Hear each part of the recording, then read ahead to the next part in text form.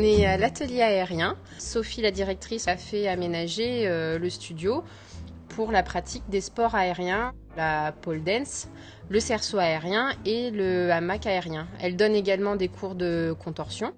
Tu parlais de sport aérien, on est plus proche de quoi? De la gymnastique, de la danse, des arts du cirque, du cabaret, de quoi en fait? Je pense que c'est un mélange.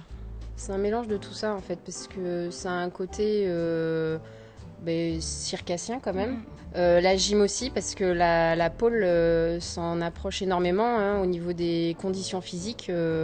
C'est équivalent. Hein. Ça demande de la force, de la souplesse, de la coordination. Donc je dirais que c'est un mélange de tout ça, de la danse, du cirque et de la gym.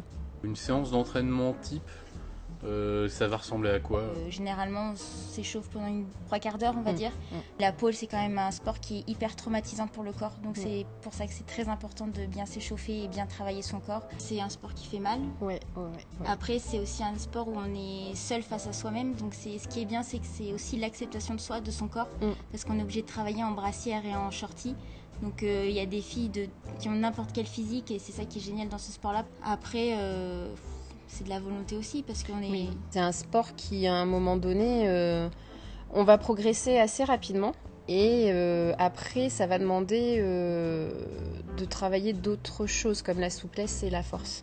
Si on veut progresser. Au début, ça fait mal, mais la peau s'habitue, voilà. Le corps s'habitue. Ça tire sur la peau, c'est oui. ça Un peu comme la brûlure indienne. Oui, la brûlure indienne. Quand on était petit. C'est la même chose, sauf que du coup on peut l'avoir au niveau des bras, l'intérieur de cuisse, derrière les genoux. Et ça peut même nous arracher un petit peu de peau si on a de la chance.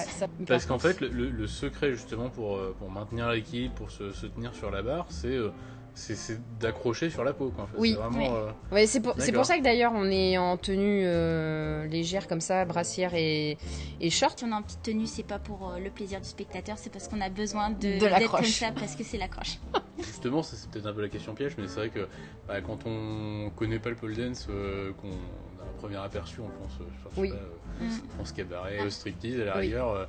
Est-ce que c'est dur à gérer justement cette image un peu qui s'en dégage? C'est des fois, on est un peu sur la retenue des fois pour en parler aux personnes extérieures. Surtout aux hommes qui tout de suite, mais il y a encore même beaucoup de femmes qui pensent ça, dès qu'on leur dit pole dance, elles s'imaginent qu'on travaille le soir dans les bars, qu'on va faire des striptease, etc.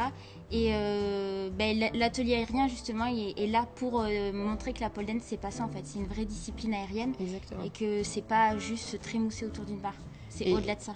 Et on explique bien aux gens en fait que c'est vraiment un sport à part entière. Est-ce que c'est possible pour un homme de le faire? Oui, on a un championnat de France masculin en plus où il y a de très bons athlètes.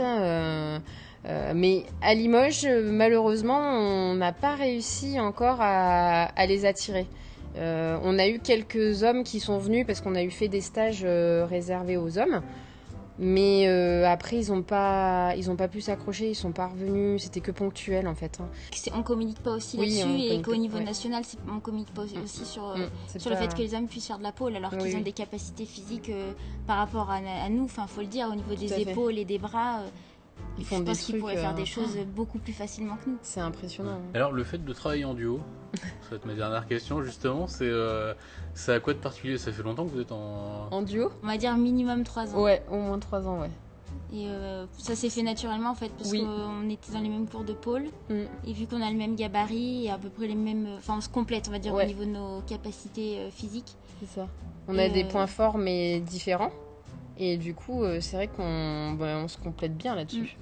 Et après, ce qui est sympa, c'est que ça nous permet de voir autre chose au niveau de la pole, de travailler autrement. Et ça permet d'appliquer, mais différemment.